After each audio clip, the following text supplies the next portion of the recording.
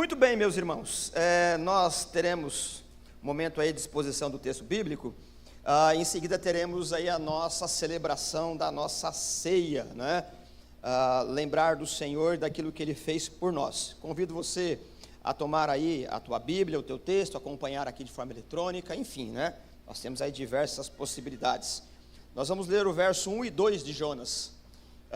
Então, como é costume, como eu tenho feito aqui com os irmãos, sempre tomo um texto e começo a expô-lo até terminá-lo. Eu convido você que durante a semana você leia o texto, a profecia de Jonas. São 2 páginas, são, se não me falha a memória aqui, 45 ou 46 versículos. Numa sentada, né, de 20 minutos você faz uma boa leitura. Okay? Então leia durante a semana, reflita e vai estudando.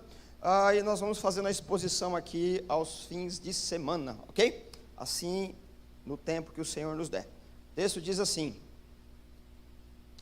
verso 1 de Jonas: A palavra do Senhor veio a Jonas, filho de Amitai, com esta ordem: vá depressa à grande cidade de Nínive e pregue contra ela, porque a sua maldade subiu até a minha presença. Muito bem, a narrativa do texto, embora seja uma profecia, ela é uma narrativa, né? Ela não tem uma característica literária como de outros, por exemplo, como Isaías, como Miqueias, mas ele está inserido como um profeta, por conta da característica ministerial do Jonas. Mas quando a gente lê o texto, ele é, não digo nem lacônico, né? No sentido de falar a palavra de forma sem explicação. O que é uma coisa lacônica? É uma resposta curta. Você me pergunta alguma coisa, por exemplo, né? Os irmãos estavam aqui expondo alguma coisa, aí se pergunta alguma coisa, ele diz assim, sim ou não explica. Isso é lacônico, né? O texto ele é assim, e ele já começa sem explicação, ele já começa com uma ordem, e essa narrativa, ela pressupõe um conhecimento, ela pressupõe que você está informado de algumas coisas que são fundamentais para a interpretação do texto. Muito dessas questões que fazem parte para entender o texto aqui, nós trabalhamos a semana passada, né? Então seria importante, se você tivesse um tempinho, pegasse aí por meio das redes sociais, do YouTube, dos canais aí, e desse ouvisse alguma coisa sobre os pressupostos. Então o Jonas, que muito provavelmente é o ator, ele já começa narrando de um pressuposto que você conhece, o que está no capítulo 14 de 2 Reis. Por isso ele não dá nenhuma informação aqui. Foi o que eu disse a semana passada, de que você não pode tomar um profeta e lê-lo, né, como se estivesse solto no texto bíblico. Um profeta está inserido num período histórico. Isso faz toda a diferença. Para nós lembrarmos aí um quadro mais específico, o que está acontecendo?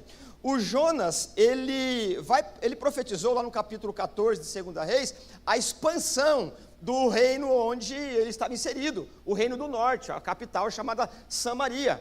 Havia um problema bem importante de ordem política, de ordem econômica, que tinha um país, um estado, uma potência chamado Assíria. E qual é a capital? Nínive, para onde ele vai. E essa turma, eles eram de natureza bélica, eles avançavam, né, como se diz, né, numa gíria militar, alguma coisa assim, com a faca entre os dentes, para para invadir os países e fazê-los vassalos o imposto, para cobrar imposto mesmo. E o Jonas, ele se levanta nesse período, no período antecedente ao chamado aqui, e Deus o toma para que ele profetize para o rei Jeroboão, que Deus daria a vitória no momento específico. Isso acontece, e essa sanha militar da Síria, ela arrefece, eles recuam por conta da profecia de Jonas. Essa paz trouxe prosperidade. O problema da prosperidade é que os reis, os sacerdotes e toda a turma inserida ali, eles usaram de forma inadequada, e aí então eles oprimiram. Nesse tempo, levanta-se também, mais ou menos nesse tempo, Isaías, o Miqueias, o Amós, que são colegas de trabalho do Jonas. E eles estão insistindo para que as autoridades e também o povo desistam do pecado. Eles aumentavam o preço das coisas, tomavam as propriedades e coisas dessa natureza, porque não puderam aproveitar da paz. O fato é que o Jonas, ele está famosão, né? Ele está se sentindo o melhor profeta, porque ele disse o que ia acontecer, e de fato aconteceu. E agora, Deus o chama para pregar em outro lugar. Ele é o único profeta que prega no Antigo Testamento, não é isso? Que prega numa nação que não é Israel. O problema é que aquela nação em que Deus o convoca, o comissiona para pregar ao arrependimento, aliás, arrependimento, ela vai aparecer no contexto, né? Pregar contra ela, é uma nação em que os judeus, ou os israelitas, de uma forma geral, eles têm um ódio natural, um ranço natural. Para os israelitas, principalmente para a classe de sacerdotes, para os Jonas, eles tinham um ódio mortal, principalmente com os ninivitas, porque o Isaías e outros profetas já haviam dito que, num tempo determinado por Deus, essa nação ia se reorganizar, viria novamente e os faria escravos, aniquilando, né?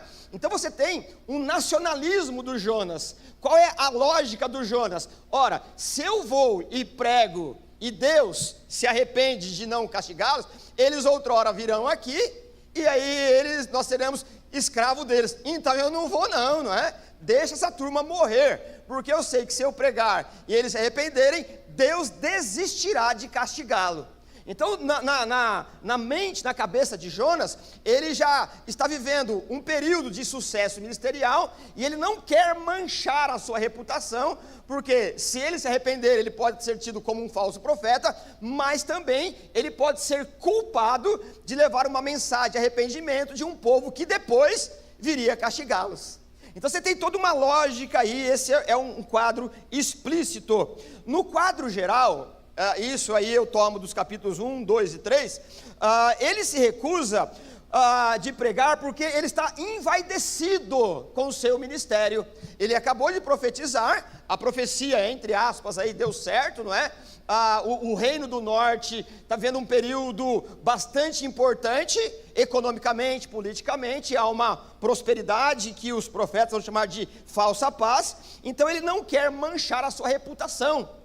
E aí a gente vai ver que o Jonas, ele não ama o ministério, ele não ama Deus e a sua vontade, ele ama a si mesmo, ele ama o seu ministério, ele ama fazer aquilo que lhe traz aplauso. E aí então a gente vai ver em diversas ocasiões, metaforicamente falando, por mais que seja absurdo e choca, né, a alguns de nós, ou todos nós, é como se ele dissesse assim: aqui para você Deus, né, lá eu não vou não. Só que medir força com Deus não é a melhor coisa. Isso a gente vai discutir ao longo de toda a nossa discussão aqui. Como nós sabemos, nesse quadro geral, o Jonas, ele é um profeta, e nós temos que ter uma coisa em mente: profeta não é aquele que adivinha o futuro. Profeta é aquele que conhece as Escrituras. Essa ideia de um profetismo, né, que nós desenvolvemos de forma cultural até, e fomentada por um grupo de pessoas, que não digo que nem é tanta maldade, mas por conta de uma falta de conhecimento escriturístico, tem nos ensinado ao longo da história que profeta é aquele que desvenda todo o teu pensamento e adivinha o futuro. Esse não é o profeta bíblico, ok? E isso está mais para feitiçaria. E parafraseando, né, numa boa linguagem tupiniquim, carapicuibana, eu diria assim, né, que todo feiticeiro, ele acaba apanhando com sua própria vassoura do próprio Senhor, né? Mais ou menos assim. Não dá certo, porque a feitiçaria, ela tem muita questão imaginária envolvida, e o paganismo também. Então o profeta não é aquele que adivinha o seu pensamento. Quando ele tem uma revelação no contexto bíblico, está relacionado à encarnação do verbo, que é Jesus, está relacionado com a nação de Israel. Isso eu não quero dizer que não haja, né, uma maneira extraordinária de Deus falar conosco por meio de alguma pessoa que ele se levanta de forma particular, mas isso não é ordinário, é extraordinário, e ela tem que ser de cunho pessoal. Como é que Deus fala? Por meio da universalidade. A palavra de Deus, ela tem autoridade. E se Deus falar com você particular, quanto mais segredo, mais você honra a Deus, porque aquilo é para você, não é para a publicidade. Então o profeta, ele conhece os atributos de Deus. Por exemplo, você tem a escola de profetas, que é muito comentada lá por Elias, Eliseu. O que um profeta vai fazer na escola? Estudar as escrituras. Ninguém vai para uma escola para aprender a adivinhar o dia de amanhã. Isso é incabível, ilógico e irracional. Por exemplo, quando Elias, ele disse que não vai chover por 3 anos, naquele evento com Acabe e Jezabel, que nós lemos no livro de Reis, é verdade que ele teve um momento especial, né? Deus revelou de alguma maneira, mas de onde ele tira essa ideia da não chuva, da seca? Deuteronômio, capítulo 28, está escrito assim, ó: quando vocês abusarem do poder, quando vocês não honrarem o órfão, a viúva, quando vocês cometerem esses abusos em relação à lei revelada, o chão, a terra, será como bronze, e também, né, o céu. Está dizendo, não vai chover. Então o Elias, que conhece as escrituras, quando ele vê o Acabe e a Jezabel governando do jeito que está governando, ele olha a escritura e ele aplica.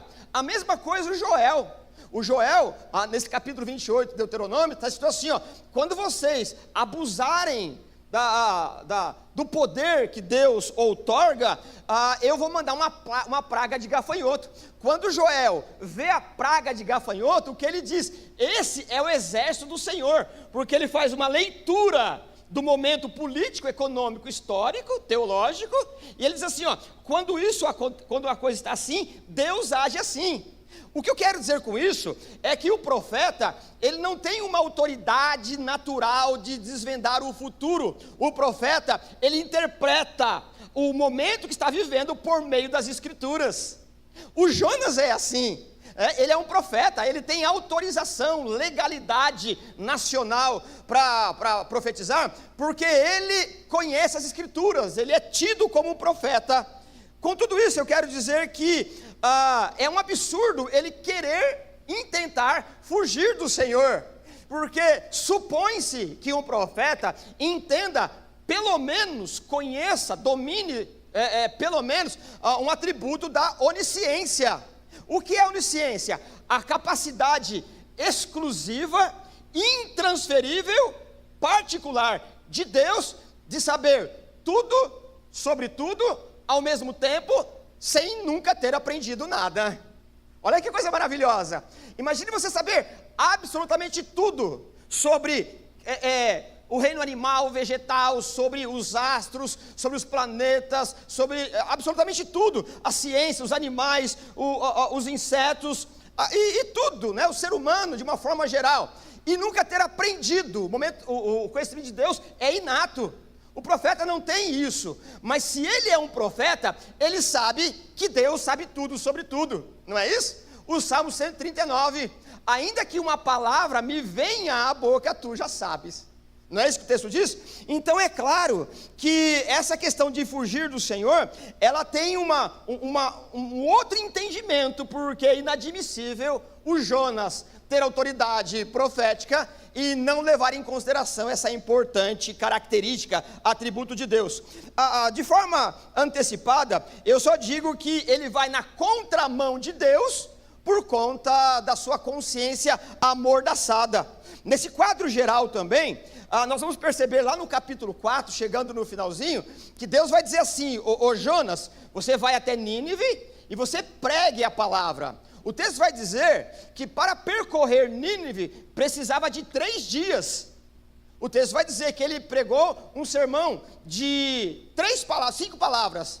Em 40 dias Nínive será destruída. Eu acho que foi 5, né? Mas deixa para lá, 5 ou 6 é isso aí, né, irmão? E como que ele fez isso? Em um dia. Jonas pregou de qualquer jeito, falou rápido, né? Eu fico imaginando o Jonas sair correndo no centro da cidade, na rua principal, e falando essas palavras, como se dissesse assim, ó: não vai dar certo esse negócio. O problema é que deu, e todo mundo se converteu. O que isso é importante para nós, eu reitero a partir do que eu disse semana passada. Lá na nação dele, você tem uma porção de profetas e profetas renomados, inclusive para nós, como Isaías, como Amós, como Miqueias, fazendo isso aqui, ó, pregando, ó, desiste de fazer o que você está fazendo, desiste, né? Vocês estão cometendo um assinte diante de Deus, e eles não desistem. Você tem aí um texto profundamente escriturístico, teológico, de 66 capítulos de Isaías. Você tem o Miqueias, o Amós dizendo, Deus ruge como um leão. E a turma de Jonas não se arrepende. O Jonas vai para um lugar que não é da linhagem de Israel, altamente pagão, e ele diz 3 palavras de forma rápida, e eles se arrependem. Qual a ironia do texto também? Dizendo que aqueles que têm profeta, que conhecem a lei, que passaram pelos milagres, que viram tantas coisas, não se arrependem. Não adianta, a consciência está amordaçada. E um pagão, passa um profeta meio que maluco lá, falando na cidade, 3 palavras e eles se arrependem. E o que nós lemos hoje? Jesus diz que a geração de Nínive se levanta para condenar. Condenar não no sentido de que eles vão dar a última palavra, mas o testemunho, a atitude deles condena aqueles que ouvem e nunca se arrependem. Então você tem essa ironia no quadro geral aqui, ok? Nós também temos aqui uma questão importante. O Jonas, ele é o provocador da turbulência na vida dos outros, e foi como eu terminei a semana passada. Se Jonas está no barco, tudo vai mal. Jonas desobediente no barco, tudo vai mal. E é muito provável, irmãos, que a turbulência na vida e na vida de outras pessoas, ela é culpa do Jonas, que sou eu e você. Quantas vezes nós somos os causadores da turbulência, porque se estamos de forma a revelia, rebelde no barco, se nós estamos no barco assim como Jonas estava, as coisas vão mal. Diante dessa repescagem, vamos dizer assim, daquilo que foi tratado e do contexto, então nós vamos aí para o verso 1 e 2, ok? Como eu disse, o Jonas ele parte do a priori, que nós sabemos disso tudo e mais, e ele diz, a palavra do Senhor que veio a Jonas, filho de Amitai, com esta ordem. Então vamos ao verso 1 primeiro, ok? Essa expressão, a palavra do Senhor que veio a Jonas, ela tem uma ideia de uma ordem, ela é um imperativo, que ela não exige um contra-argumento, é uma voz de autoridade, não é?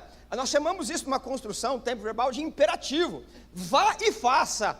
Essa autoridade imperativa, ela sempre vem de alguém que tem condições de fazer isso. Não há como, né, fugir dos exemplos da infância. Meu pai, quando dizia no tom de voz dele, eu sabia que não tinha argumento. Faz isso, moleque, né? Acabou, irmãos, não tem jeito, né? Querendo ou não. Então, imperativo, ela é uma ordem que não dá espaço para contra-argumento. O texto, ele começa dessa maneira. Ele diz quem o Jonas é, filho de quem é a família, e Deus vem com essa ordem. Essa ordem imperativa também, ela tem uma ideia que ela vem de fora. Em que aspecto? Ela não é fruto da imaginação do Jonas. Ela vem de fora no sentido de que há uma pessoa a quem está falando de uma forma clara, e o Jonas não tem como contra-argumentar. Essa ordem, ela não é fruto da imaginação do Jonas, não é algo da sua própria vontade. Não foi o Jonas, por conta da sua ojeriza, do seu ranço, da sua alergia cultural, que decidiu ir para Nínive e dizer assim, ó, vocês vão ser todos destruídos aí. Por quê? Porque eu sou judeu, aliás, eu sou israelita, Deus também é israelita, ele é um monopólio, ele é uma posse, e ele vai destruir porque ele nos ama e não a vocês. Não há possibilidade disso, embora o Jonas pense assim.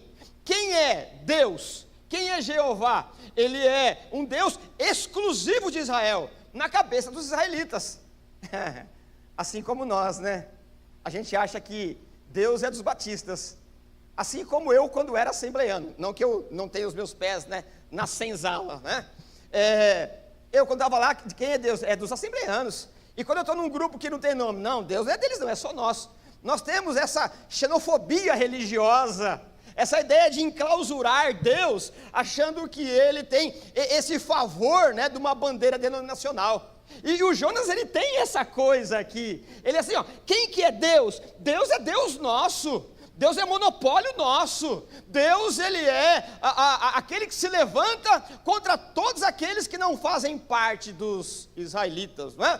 E isso está fora de questão, porque essa voz, ela não é um preconceito do profeta, não é uma decisão dele. Então, a construção do texto deixa muito claro que essa voz vem de Deus. Deus é um personagem aqui, aliás, quem são os personagens principais? Deus e Jonas. E para compor o contexto, você tem os marinheiros ninivitas, a população, aparece um grande peixe e até uma planta, mas é na contingência. Mas quem que está interagindo aqui, que são personagens fundamentais? Deus e Jonas. É uma interação entre o profeta e o próprio Deus. Portanto, esse texto que diz assim, ó, a palavra que veio a Jonas, ela é do Senhor, ela é inconfundível de todas as maneiras, não é uma palavra que veio da vontade, e essa palavra, ela absorveu a consciência do profeta, e isso foi uma comichão que não lhe deu sossego. É uma ideia de que o Jonas está aproveitando a sua fama por conta da profecia da expansão do reino do norte, e ele está aproveitando. Se fosse nos dias de hoje, ele estava nos podcasts importantes, entrevistado, né, falando qual é a participação dele, ele estava aí na crista da onda, dizendo, Deus fez assim, falou comigo, ele estava desapercebido contra as necessidades. Pronto, tem uma coisa que me vem à mente aqui, escriturística, quando Jesus leva 3 dos seus amigos mais próximos para o Monte da Transfiguração. No Monte da Transfiguração, você tem lá um aspecto, né? Tem todo um evento que chama a atenção de Pedro, Tiago e João. Está tão bom o lugar ali, que o Pedro sugere, não vamos descer não, né? Não vamos sair daqui, bom é estarmos aqui.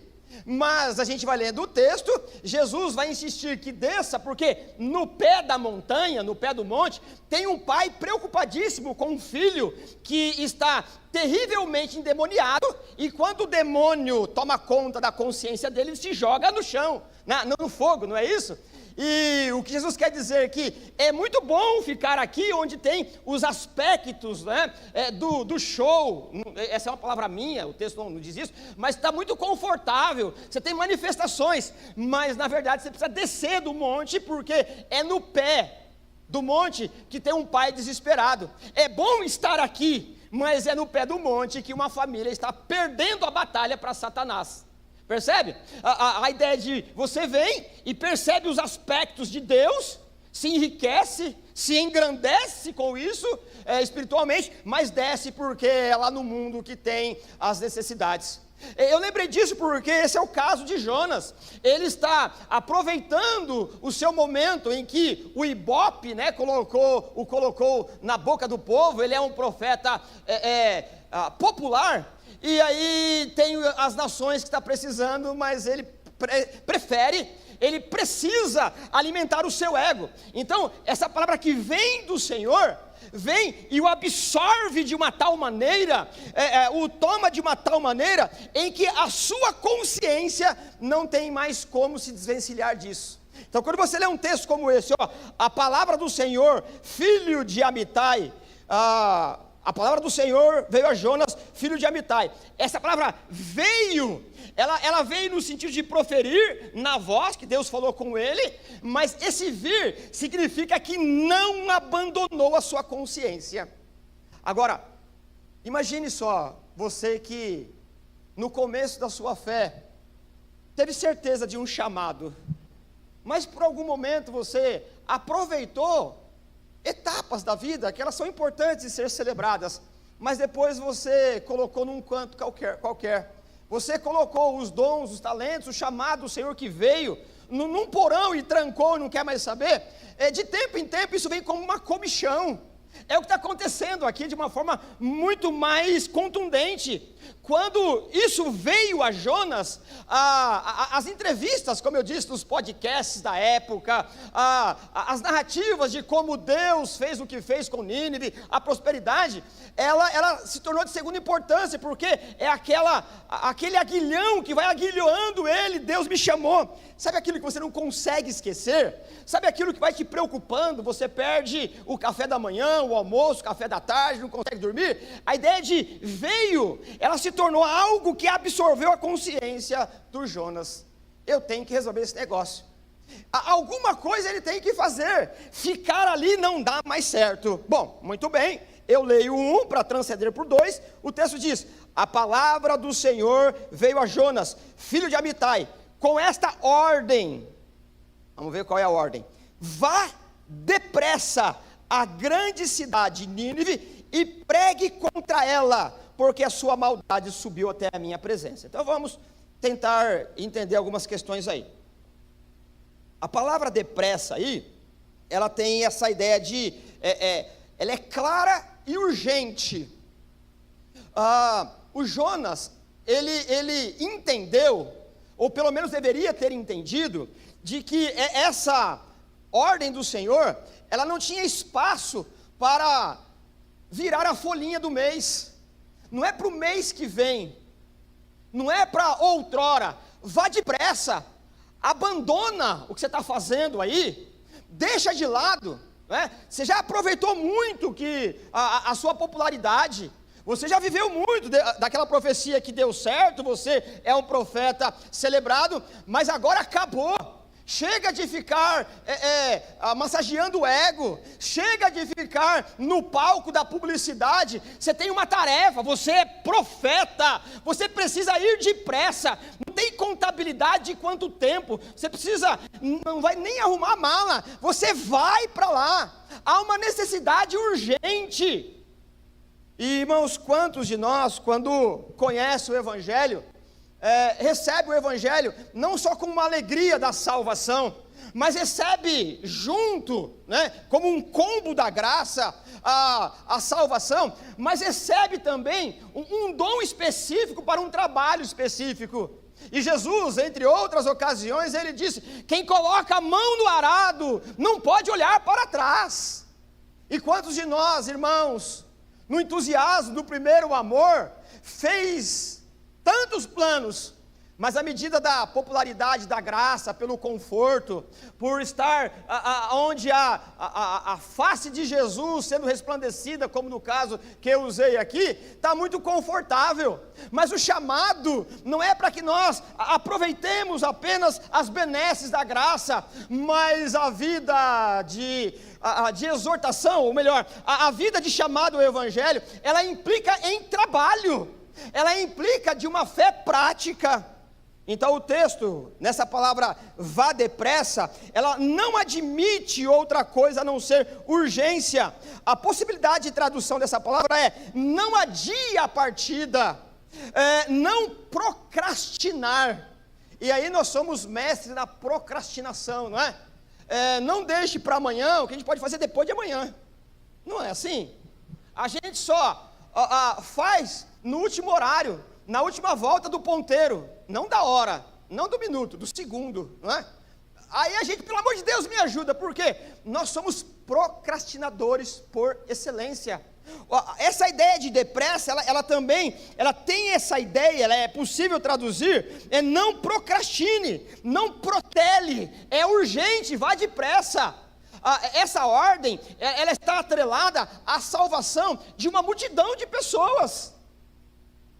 Eu não sei se cabe no contexto, né, mas aí também, né, eu acho que não tem problema. Pelo menos, eu acho que não tem problema por conta daquilo que é a urgência do Evangelho.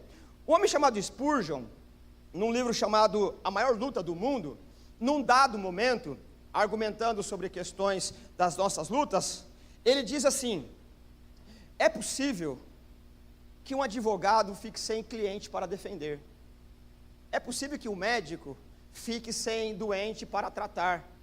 É possível que o merceeiro fique sem cliente para vender. Mas nunca será possível faltar alguém que queira ouvir o Evangelho.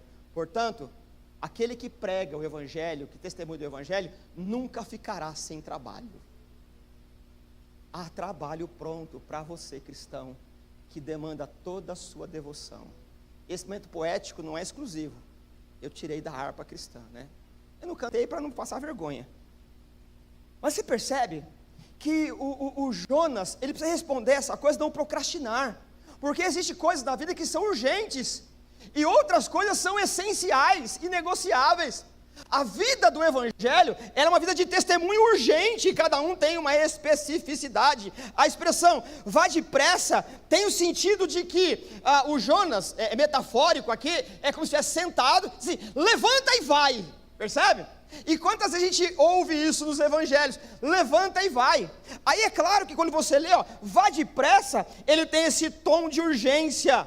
É impreterível o Jonas dar atenção e deixar agora tudo mais que ele está fazendo. Ele já teve o seu período de fama, já teve tudo isso. E para onde ele deve ir? Vai depressa, a grande cidade de Nínive. Nínive é a capital do mundo da época.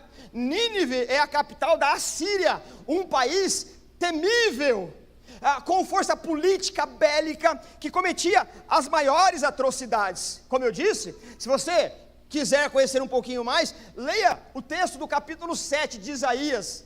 Lá no capítulo 7 de Isaías, há um pânico geral, mundial, na contingência da época, que a Síria está vindo e dominando todo mundo. Mais ou menos no contexto geopolítico que a gente está vendo aí, né? Alguém querendo dominar tudo.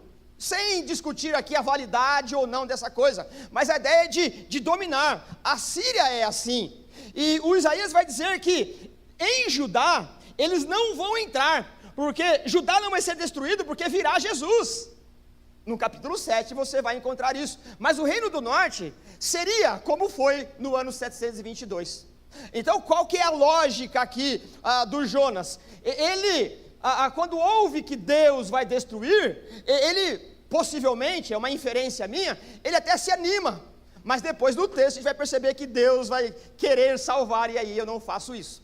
Bom, o que eu quero dizer para vocês aqui é que essa cidade, ela tem metodologia terrorista. Falar em nome de Nínive ou visitar Nínive já causa um pânico. Eu ir naquela cidade, vou nada. Aquela capital, vou nada. O Jonas, ele não só conhece isso, mas ele tem esse ódio natural, porque ele quer que Nínive seja destruída. Pra você ter uma ideia, quais eram os métodos de guerra deles? Mais ou menos assim. Eu separei uma parte aqui, porque não há papéis, não há páginas que possa conter o tanto de atrocidade. Eu fiz um resumo, a prática atroz de cortar as mãos e os pés. Então imagine chegando um país severo, né, que quer o nosso mineral, quer a nossa plantação, quer o nosso serviço. O que eles fazem para intimidar? Pega meia dúzia aqui, corta o pé e a mão e deixa aí. Bom, isso por si só não deve ser muito bom, né? Eles faziam isso, cortavam as orelhas, os narizes, arrancavam os olhos, cortavam as cabeças e colocavam na porta da cidade, na porta dos locais importantes, nas praças. O que mais que eles faziam? Amarravam as cabeças nas vinhas. A total crueldade pela qual os cativos poderiam ser empalados. O que é o empalamento? Eles pegavam um pedaço de madeira, um tronco, um galho, fazia como se fosse um apontador, né, um palito de dente gigantão, espetava aqui, né? Mas não matava, deixava a pessoa esperneando lá para morrer. E quando, para não dizer que a maldade era pouca, espetava para um outro lugar, né, que você, usando um pouco a imaginação, pode saber por qual é. Aquele último lugar do aparelho digestivo. Você come, tem a digestão e depois você usa essa parte do corpo para excretar. Mas se você ser espetado em praça pública e ficar dessa maneira... então o terror, a agressividade desse povo, ela era imensurável. Esse é o tipo de modus operandi. Eles esfolavam vivos também. Pegava o sujeito lá, colocava de costa, deitado, esticava em 4 estacas no chão, esticava o pé e as mãos. À medida que ficava bem esticado a pele, por um lugar específico também, eles faziam um corte e esfolavam as pessoas. Era esse tipo de gente aqui. Isso quer dizer o quê? Que o modus operandi não cheirou bem para Deus, coisa que eu já digo já o que vai acontecer, não é? Então quando o texto diz assim, vá depressa à grande cidade de Nínive, é que esse modus operandi não chegou muito bem aos olhos de Deus. Deus, ele não se demora a levantar com tamanha atrocidade. O Jonas, ele recebe esse comissionamento. Deus diz, vai logo. Interessante que a palavra Nínive, ela significa casa do peixe. E muito provavelmente, de alguma maneira, eles souberam, o texto não diz, não é? Que eles conheceram a história de Jonas. Então eles acreditaram que Jonas de fato falava em nome de uma divindade. E isso corroborou. Nós chamamos isso em teologia de mito redentivo. O que é o mito redentivo? Deus se vale de um aspecto cultural de um lugar específico, para que a partir daquele aspecto cultural, você tenha uma plataforma, uma mola propulsora para pregar o evangelho. É assim que os missionários fazem. A partir de um comportamento, de um mito, eles começam a ensinar o evangelho. Muito provavelmente isso está acontecendo aqui. Esse é um papo, né, uma discussão, um conhecimento que os missionários dominam muito bem. O fato é que Deus vai dizer, Jonas, vá depressa à grande cidade de Nínive e pregue contra ela. Essa expressão, pregar contra ela tem uma ideia de que há um limite que Deus suporta o pecado. Há um limite em que Deus permite, na sua soberania, uma longanimidade. Longanimidade é diferente de paciência, porque a paciência, ela pode ser exercida. Eu e você sabemos o que é paciência. Uns mais, outros menos, então a gente vai se suportando. Quando chega um momento que não dá mais o suportar, a gente explode em ira. Por isso que Deus não é um ser paciente, Ele é um ser longânimo. A longanimidade é a capacidade de Deus suportar a ira, de Deus suportar as atrocidades sem explodir. Por isso que Deus age na hora certa, no momento certo, percebe? Então a ideia de pregue contra ela tem uma ideia de que se Deus, naquele momento que Ele decidiu na sua soberania não estancar essa perseguição, essa crueldade, esse exagero, essa exacerbação, esse absurdo dos meandros políticos, aquele local vai desaparecer. O paganismo é assim. O paganismo, ele destrói não só a dignidade, o senso de justiça, o senso de moralidade, mas ele destrói também a terra, ele destrói também os recursos naturais. Por isso que lá em Deuteronômio, por exemplo, a gente vai ver que Deus vai dizer para queimar as vísceras dos animais quando se fazia o culto característico lá. Para quê? Eles faziam o culto, as vísceras jogavam em qualquer lugar, principalmente nas nascentes. Como é que Deus didaticamente vai dizer, faz o seguinte, queime esse negócio aqui. Então você vai percebendo que Deus vai tomando atitudes e como um professor, um maestro, ele vai ensinando a cuidar da natureza. Em outro lugar, ele vai dizer assim, chegar numa cidade, não derrube todas as árvores, porque algumas delas darão fruto para você comer, não derruba tudo. Em outro momento, ele vai dizer assim, você está andando num lugar, encontrou um passarinho caído, não pegue o passarinho para você, não vai enclausurá-lo, deixa ali que a mãe dele vai cuidar dele ali. O que eu estou dizendo isso daqui? Essa intervenção de Deus, pregue contra ela, é porque esse sistema pagão, político, de comportamento da Síria, está destruindo a criação de Deus. Deus não criou e abandonou a sua criação. Deus criou e Ele tem zelo pela criação. Inclusive a natureza, o céu e a plenitude é do Senhor. E é claro que o paganismo, ele também está com implicabilidade severa na destruição de pessoas. Percebe por que Deus se levanta? Se Deus não se levanta naquele momento da história e aplaca aquela ira, ali tem não só o chão, a natureza, os recursos, mas o modus operandi daquele grupo, ele vai destruir parte da criação e das pessoas. De tempo em tempo, irmãos, nós vemos guerras que precisam ser levantadas contra regimes, seja ele aqui ou acolá, porque é preciso estancar aquele poder que está trazendo indignidade. Dentro da nossa capacidade de compreensão nos escapa, mas nós lemos na Bíblia que Deus conduz a história com soberania. Deus, quando o cálice da ira de Deus enche, Deus se levanta com castigo. E Deus se levantou contra Nínive e disse para o profeta: vá e pregue contra ela. E essa verdade também, ela é verdade para nós. Não importa o tamanho da tua e da minha experiência na fé, não importa o tanto que nós já contribuímos no avanço do reino, e cada um de nós temos a nossa história pela graça de Deus, mas existe uma contabilidade divina que eu não sei como é que é. Eu não tenho acesso aos arquivos celestiais, mas há uma conta, e essa conta, quando Deus passa o traço para somá-la, é a hora que Deus levanta-se para o julgamento.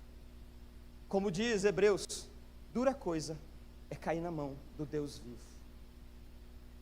Então, Jonas é convocado para pregar contra Nínive, para que seja estancado uma desumanidade. Mas, porém, contudo, lá em Israel, o Isaías está aqui, deixe de fazer isso. O Amós a mesma coisa, e eles não dão ouvido. E aqui está a voz do Espírito dizendo para mim e para você: é melhor você desistir desses planos que não estão condizentes com a fé que nós professamos. E eu e você temos conta diante de Deus, porque ainda não atingimos, não alcançamos a glorificação. Nós possamos entender que Deus, por sua misericórdia, nos convida a um arrependimento contínuo, e de alguma maneira nós somos o motivo da tempestade no navio de alguém. Não há ninguém nessa sala, nesse auditório, que está isento dessa exortação. Nós pecamos, consciente e inconsciente mesmo, todos nós. Se não fosse assim, o Espírito de Deus não se levantaria por meio da pregação, do ensino e do didatismo da igreja para, como um pai, exortar um filho. Porque chega uma hora que Deus, como um bom pai, baixa as partes de baixo das nossas vestes e dá umas palmadinhas. E essas são as palmadas da graça. Mas é possível se arrepender. Vá e pregue. Existe um limite da tolerância divina em relação ao pecado. Esse limite é o Senhor que conhece. E quando esse limite ele é ultrapassado, a santidade de Deus ela é ofendida. Então Deus se levanta com ira justa e santa. A ira de Deus não é um assunto esquisito na Bíblia. A ira, ela está diametralmente, ou está na mesma proporção do seu amor. Deus não é um ser que é escravo do amor, no sentido de um amor romântico, de uma paixão escravizadora. Deus ele se levanta em ira, porque ele é justo, e uma das características da justiça é que ele sabe agir no momento certo. Então Jonas se levanta e pregue contra ela. Não é um momento, não é o mesmo pensamento que Jonas queria que eles fossem destruídos, mas a gente vai ver no enredo, na esteira do drama, em que Deus ele exorta para o arrependimento porque quer salvar. Caminhando para o final desse verso 2, vá depressa à grande cidade de Nínive e pregue contra ela, porque a sua maldade subiu.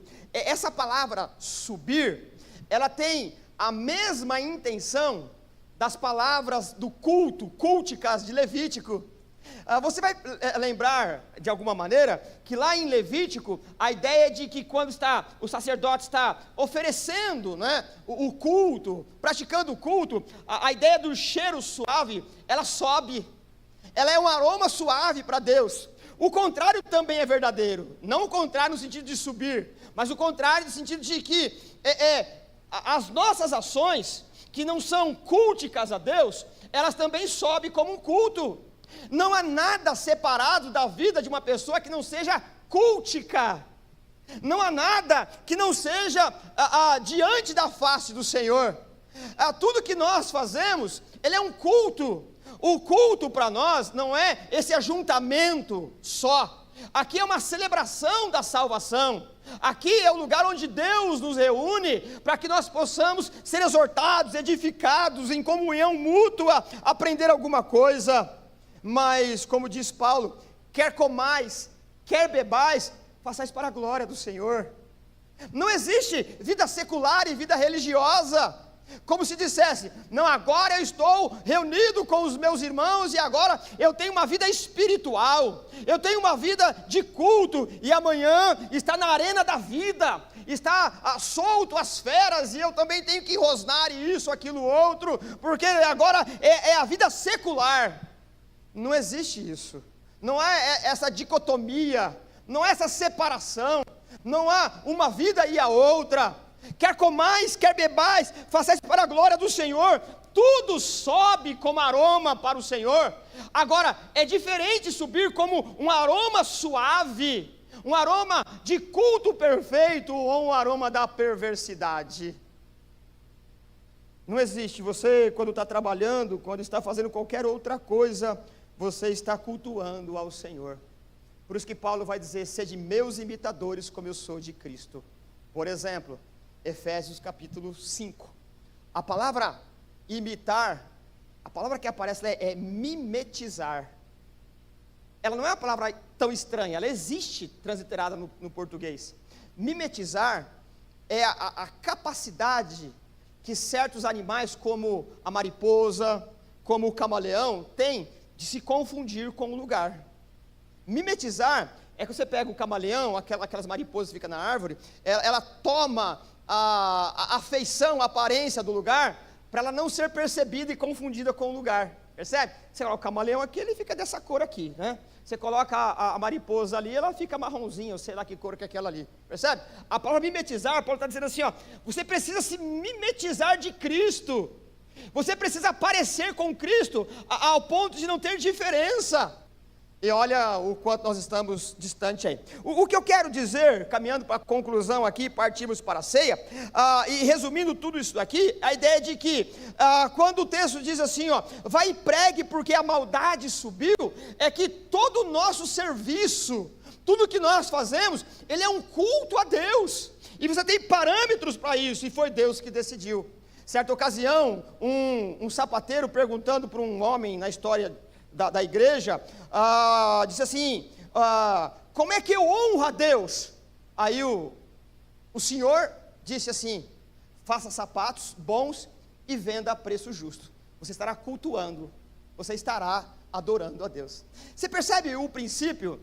A ideia de subir é uma ideia de que tudo que nós fazemos, ela é um culto. Agora, fazendo o exercício contrário, se tudo que eu faço é um culto, a maior parte da minha vida tem subido as narinas de Deus, e eu estou falando na particularidade, eu não estou transferindo, eu estou dizendo que a maior parte da minha vida, a maior parte do que eu faço, eu estaria enquadrado nos ninivitas, porque numa contabilidade rápida, muitas das vezes o que eu faço é por meio de da domação, de ser domado, adestrado da sociedade, faço por impulso, que quando eu vejo, já fiz.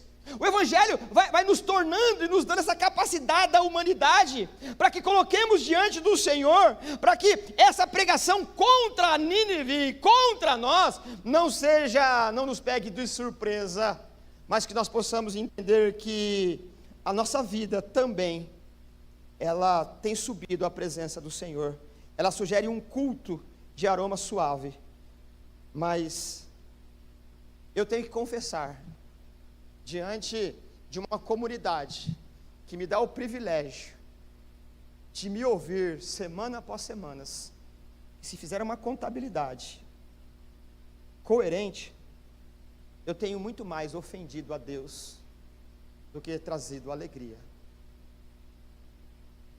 Eu tenho me comportado muito mal. Eu preciso de um Jonas. E mais do que Jonas, eu preciso que o Espírito de Deus me faça comportar como os ninivitas e me arrepender. O problema é que muitos dos Jonas que vêm para exortar, ele também não está afim de se arrepender. E quando ele entra no barco, ele causa mais confusão do que benefício. Muitas vezes aqueles que deveriam nos levar à boa notícia, ainda que da exortação, quando eles pisam no barco para chegar no lugar, também está inadequado, mostrando a universalidade do pecado. Nós somos assim. Você é assim. Eu não estou te acusando, eu estou constatando, porque a Bíblia diz que você é assim. Você é inclinado ao pecado, você é malicioso, você é perverso, você é lascivo, iracundo.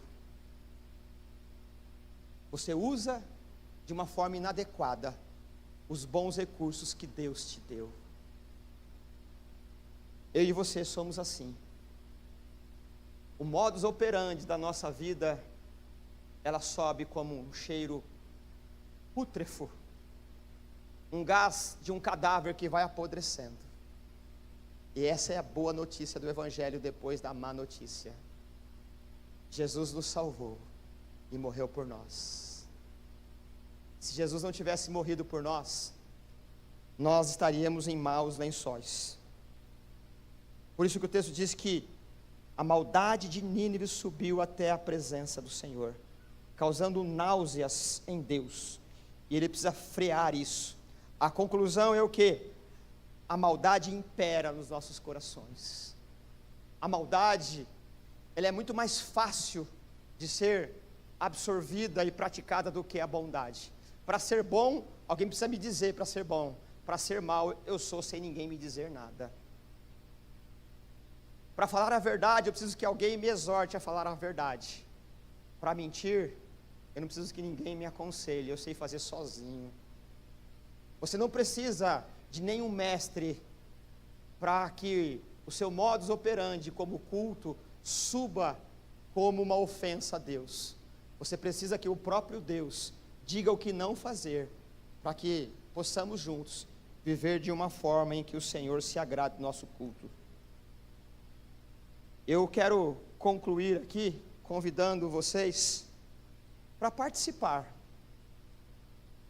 desse momento de solenidade, que foi uma ordem do Senhor, para que nós possamos lembrar dessa perversidade que adquirimos com Adão, essa perversidade de que o mal que nós não queremos fazer, nós fazemos de forma automática, mas o bem que é um lampejo e queremos fazer, nós não fazemos de forma alguma. Mas a boa notícia é o que nós lemos no começo do culto. Aqui está maior, aquele que é maior do que Jonas, Jesus Cristo. Aqui está aquele que sabe escrutinar os nossos pensamentos, que sabe de verdade as nossas verdadeiras intenções. Por isso que isso aqui é um memorial, para que você lembre de que Deus já fechou a contabilidade. Ele fez a conta, abriu os arquivos dos arcanos divinos, e a nossa contabilidade estava em déficit, não poderíamos pagar. A conta estava no vermelho, negativo. Por isso que Deus mandou o seu Filho único, para que todo aquele que nele crê não pereça, mas tenha a vida eterna. Está aqui aquele que rasgou o documento que era contrário a nós, cravando-a na cruz. É verdade que eu e você, nós já nascemos com mau hálito espiritual, ranzinza por natureza. É verdade que eu e você já nascemos perversos, mas também é verdade. Cristo morreu pelos nossos pecados. É verdade que não precisou da habilidade profética do Jonas. É verdade que não foi preciso da fama do Jonas. O famoso fez o mar ficar mais turbulento ainda. Ele pregou de qualquer jeito. Uma palavra que não levaria ninguém ao arrependimento, logicamente. É por isso que nós somos salvos pela loucura da cruz. Não precisa de um profeta popstar. Não precisa de uma cartilha sistemática. Você precisa apenas crer que Jesus é o teu Salvador. E se você já tem essa consciência, eu queria convidá-lo nesse momento a entregar ao Senhor os seus pensamentos, o culto da sua vida, para que ele seja ressignificado pelo poder da graça, e agora ele suba como aroma suave, mas em celebração da cruz, para que possamos ser servidos, para que possamos participar dessa alegria. Esse momento tem que ser de uma comunhão de participação. Por isso eu convido o pastor Décio, nosso diácono, irmão Romano, diácono Gustavo, Belarmino, são esses, né? Para que você receba como num símbolo de receber do outro, um símbolo do perdão, de uma comunhão, de um serviço que não é apenas de alguém que presta, no sentido do ofício de entregar, mas no sentido de que a salvação vem do outro. Nós vamos entregando um na mão do outro, não porque somos dignos, mas porque primeiro recebemos, entregamos para o outro. Por isso eu quero que você fique de pé, e ao receber os elementos, se você tem convicção de que o seu pecado te afasta de Deus, se você está devidamente consciente de que é pecador, eu lhe convido a participar, pedir perdão dos seus pecados. E quando você receber o símbolo, esse fato do diácono entregar para você, ele não é apenas um exercício eclesiástico, mas ela tem uma ideia de uma comunidade que participa da fé que recebeu. E quando você receber os elementos, você lembre do sacrifício de Jesus. Para isso eu quero pedir que o pastor Décio ore conosco. Senhor, em nome de Jesus, nós nos colocamos diante de Ti, ó Senhor, para celebrar tão grande salvação. Em memória, Senhor, da morte e ressurreição de Jesus, nós nos colocamos diante do Senhor, confessando todos os nossos pecados, tudo aquilo que não agrada a Ti, tudo aquilo, ó Senhor, que precisa ser moldado pelo Teu Santo Espírito, que Tu faças, ó Senhor, conforme a Tua palavra, que é verdade absoluta para as nossas vidas. Que todos nós não celebremos mais uma ceia simplesmente aguardando a Sua volta, mas que nós celebremos, ó Senhor, com alegria, porque a Tua graça é derramada em todas as vezes que nós confessamos, em que nós nos reunimos como corpo de Cristo. Por isso nos abençoe em nome de Jesus. Amém. Vão, distribuam e recebam, como aqueles que receberam da graça estão distribuindo, e que possamos no momento oportuno todos celebrar.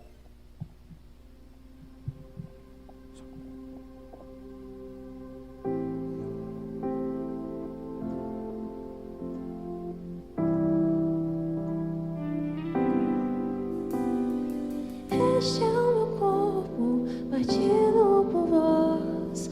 Quando comerem, se lembrem de mim. Este é o meu sangue, vertido na cruz. Quando beberem, se lembrem de mim.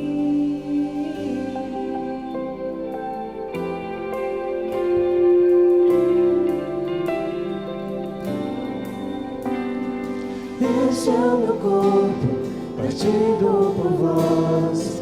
Quando comerem, se lembrem de mim.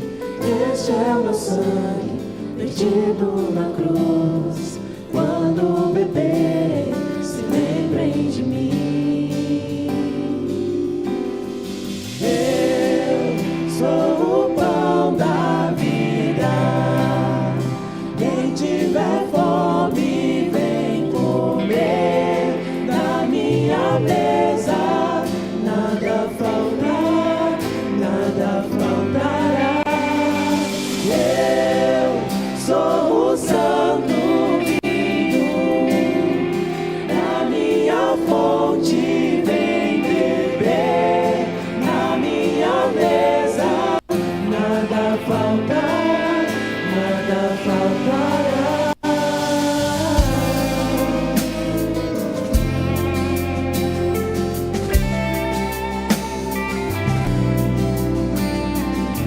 Este é o meu corpo partido por vós. Quando comerem, se lembrem de mim. Este é o meu sangue vertido na cruz. Quando beberem, se lembrem de mim. Eu sou o pão da vida. Quem tiver fome, vem comer na minha mesa. Nada faltará, nada faltará. Eu sou o santo vinho, da minha fonte vem beber, na minha mesa nada faltará, nada faltará. Maior tesouro eu encontrei em ti, meu rei. Sou satisfeito, pois encontrei a ti, meu rei. Maior banquete eu encontrei em ti, meu rei. Sou satisfeito, pois encontrei a ti. Eu sou o pão da vida. Quem tiver fome, vem comer na minha mesa. Nada faltará, nada faltará. Eu sou o santo vinho, na minha fonte vem beber, na minha mesa nada faltará, nada faltará. Eu sou o pão da vida. Quem tiver fome, vem comer na minha mesa. Nada faltará, nada faltará. Eu sou o santo vinho, da minha fonte vem beber, na minha mesa nada faltará, nada faltará.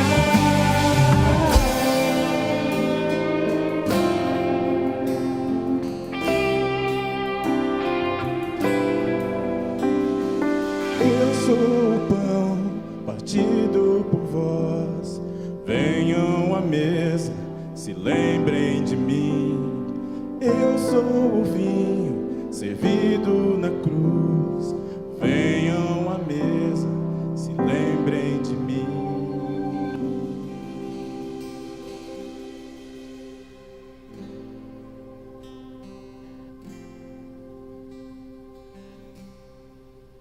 Amém. Todos os que vão participar receberam os elementos? Se alguém foi esquecido, essa é a hora de você reclamar o seu lá. Lá na galeria nós precisamos servir lá.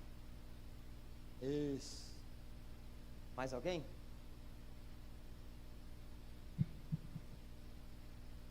Chegando lá. Você se prepara aí, esperar a irmã ter os elementos nas mãos para juntos participarmos.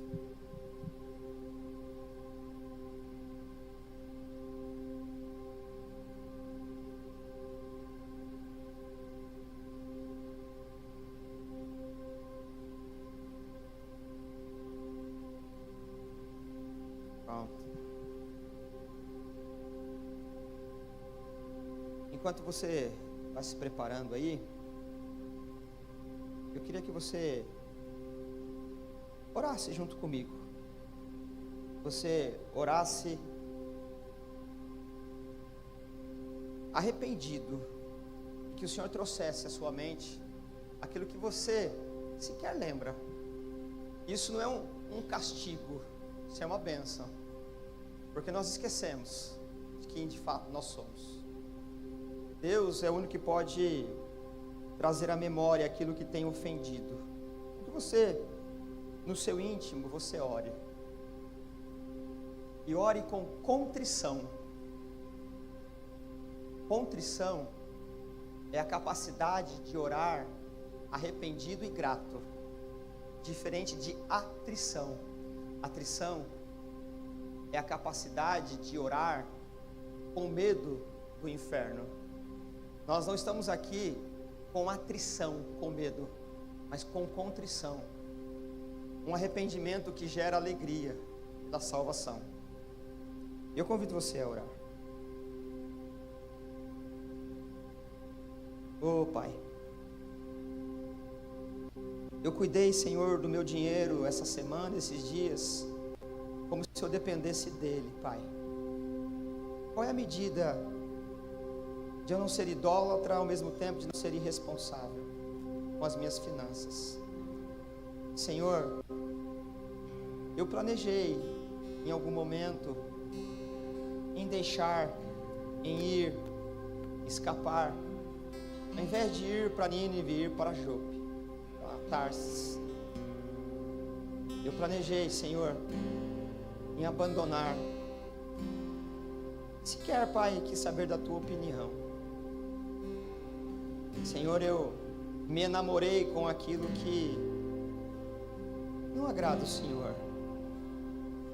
Eu alimentei a ira, o ódio. Senhor, eu fiz tanta bobagem, Pai. Fiz tanta coisa que não agrada o Senhor. Eu não posso, Senhor, falar de forma pública, explícita, o que passa na minha mente tantas ocasiões. Naquele último segundo de colocar o dedo no interruptor, Senhor, e dormir, Pai. Eu não posso falar de forma explícita o que passa na minha cabeça, na minha mente, no meu coração.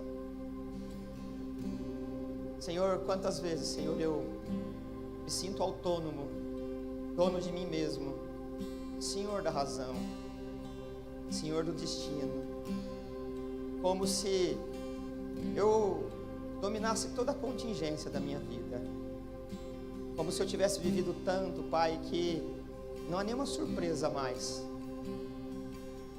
Já sou mestre, Pai, em resolver os dilemas.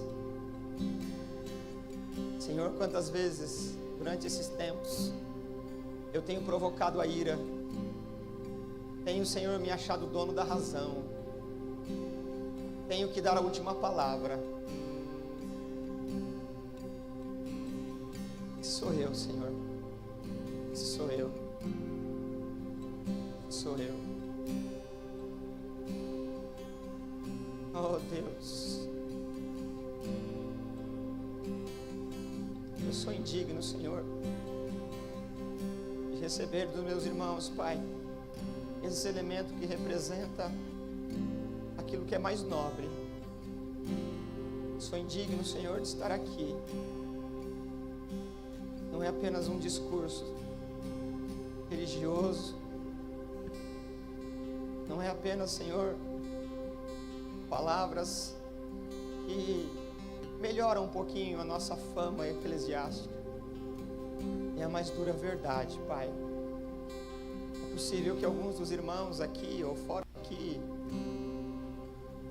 estejam num barco sacudido para um lado e para o outro, e a culpa é minha, por conta da minha rebeldia, minha insensatez, da minha sordidez. Por isso que eu estou aqui, Senhor, junto com os meus irmãos, cada um fazendo a sua oração, por conta do mérito de Cristo. Bendito é o Senhor, bendito é o Cordeiro de Deus, que nos tornou dignos, que apagou as minhas transgressões, que me devolveu com amor aos braços do Pai. Bendito é o Evangelho que me salvou, bendito é o Evangelho que me confrontou, bendito é a mão santa que me acolheu, benditos são os santos que me suportam, bendito é a comunidade da fé que me acolhe, bendito é a tua palavra, bendito é esse momento, bendito é a celebração, bendita é a comunhão, bendito é o Senhor que nos fez dignos. Por tudo isso e por muito mais, eu convido você que tem consciência do sacrifício de Jesus, que tome do pão e do cálice e beba em memória do sacrifício da cruz, e repita isso até o último dia.